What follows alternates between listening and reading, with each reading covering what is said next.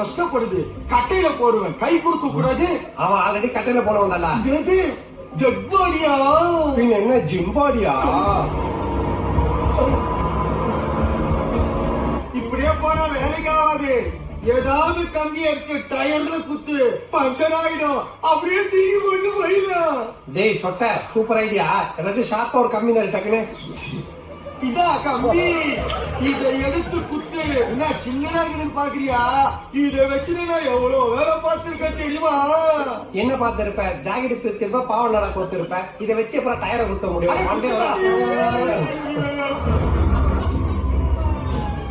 சீக்கிரம் போடுங்க.